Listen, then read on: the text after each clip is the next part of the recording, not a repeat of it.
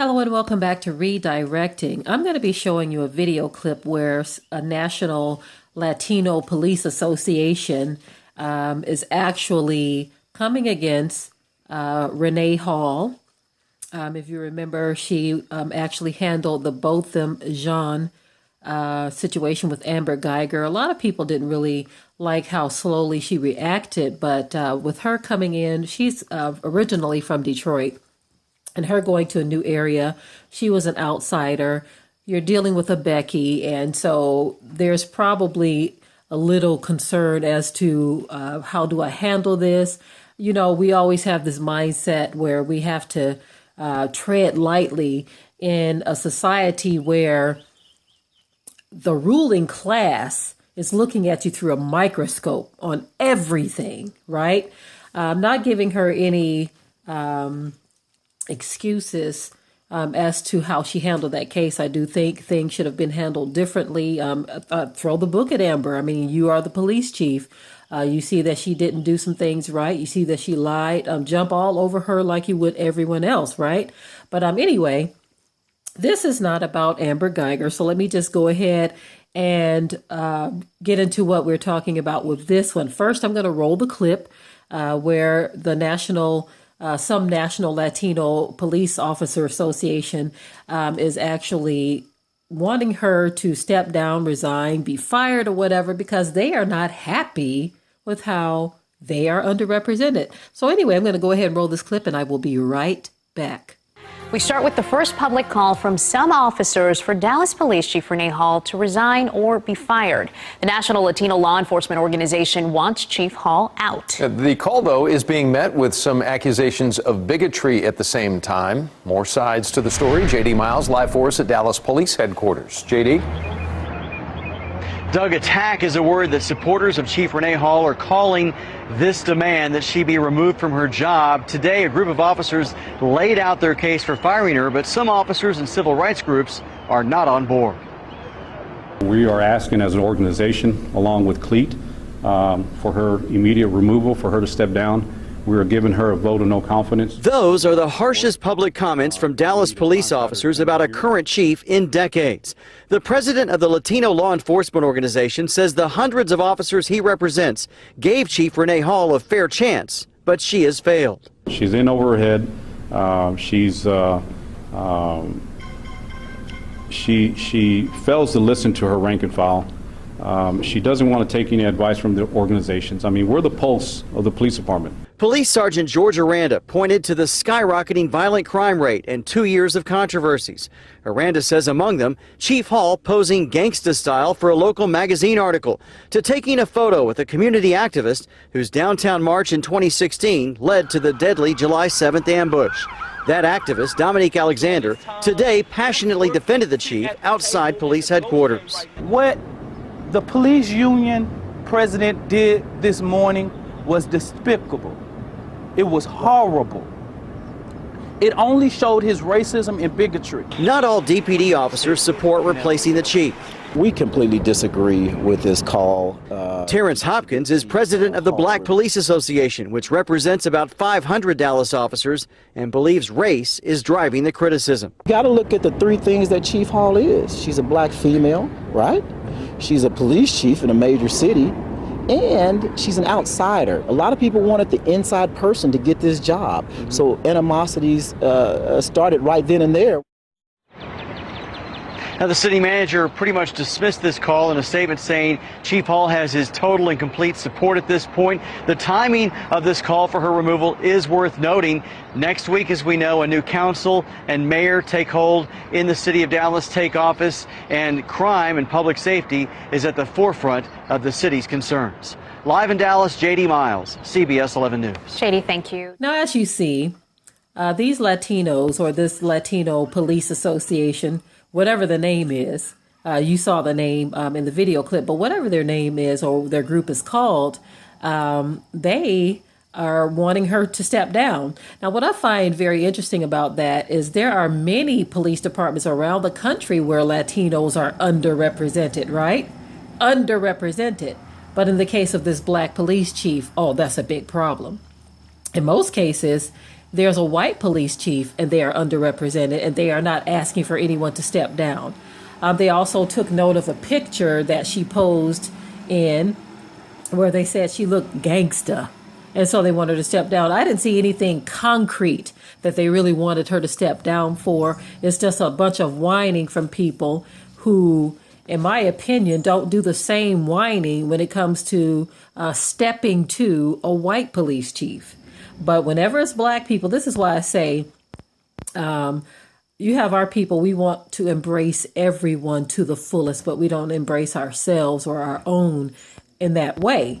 Now, I understand that when you are in a public office or a public job such as this, that you represent everyone, that you're not just representing your own community. I get that completely. But other people, you know, you have those who are white who represent their communities, and they make it very clear that they're looking out for their own.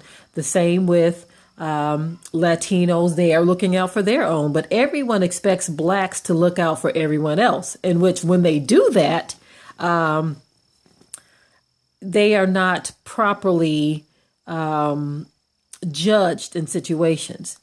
I don't believe that they are properly judging the situation with Renee Hall, these Latinos, because, I mean, what do you expect her to do? You have a majority population, black population in a certain area. What do you want, 50% of the force?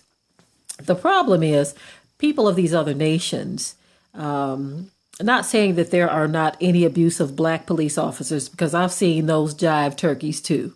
As a matter of fact, my husband used to work with one. He worked with a guy who was on the NYPD. And when he came back to Detroit, of course, he wasn't a police officer anymore. I believe he lost his job because of some bad behavior on the force. But he would talk to my husband and brag about, they used to drive a truck together. He used to brag about how abusive he was as a police officer. So don't think that we don't realize and know and understand that there are abusive black police officers too. But for the most part, the ones that we see killing so-called black people are not black officers. En masse, it's majority white officers that are killing black people, unarmed citizens, right? We are seeing this stuff more and more. There was just a situation where a young man who was unarmed, doing nothing at all, he just looked like someone, and you had all of these police officers with their guns drawn on him. He's on his knees with his hands behind his head, afraid. This woman comes and she starts filming and she's crying and she's like, "Don't hurt this baby," you know? But, and I noticed there were some Latino officers in that group too. So you have all of these other groups who are so just ready to harm a black person, but they feel that they are underrepresented on the police force when their population is less than the black population. So why do you feel like you should be more in command in an area where you are not a dominant population? You see, in defense of police chief Renee Hall, she walked into a situation. She's understaffed, as a lot of them are, for the population. You can't blame the rise of crime on her, who has not been in the department long enough to enact any change. They give everyone else a lot of time to fix problems in a community. I mean, for goodness sake, look at Donald Trump. He's not fixing anything. People think he is. I mean, they put all this rhetoric out there, but it takes time to fix a population, and you can't leave it on, I'll even say not even on just a president or even just a police chief. You can't do that. Many of the problems that are in these communities, in my opinion, are directly related to how they are policing the communities. If things were done righteously and fairly, and not just policing, but this whole social construct that has been put together by this ruling class who think they know everything.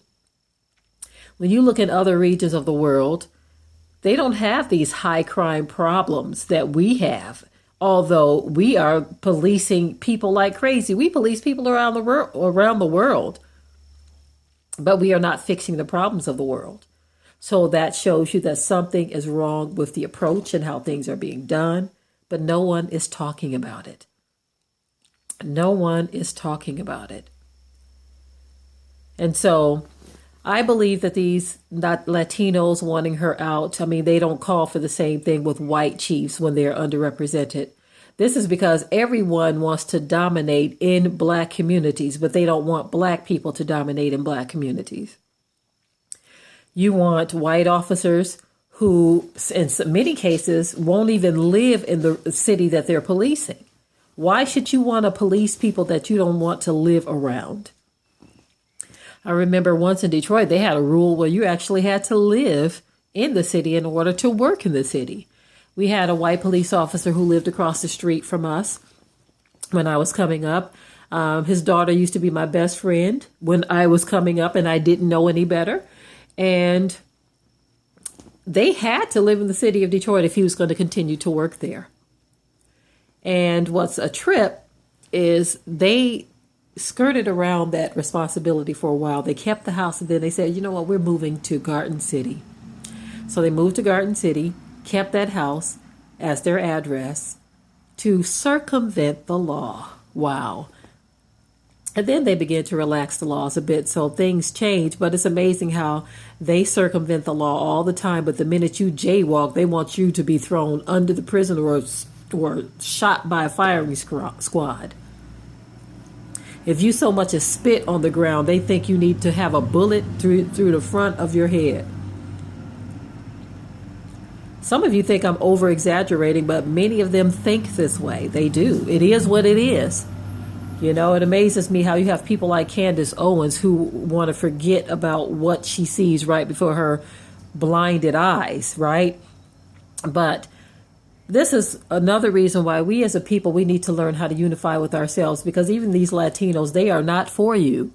You have these brothers, Hebrew Israelite men, going around trying to tell us that Latinos are Israelites too. They didn't come over on the boats with us. You are lying.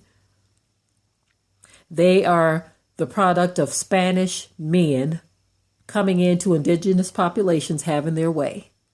Okay, that's what they are the result of.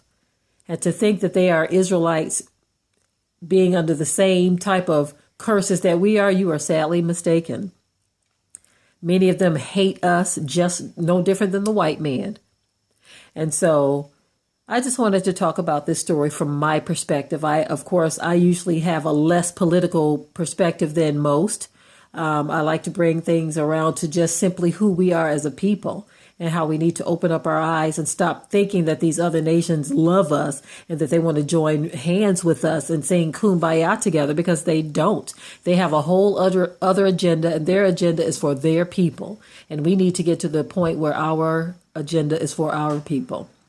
With that, I will say shalom.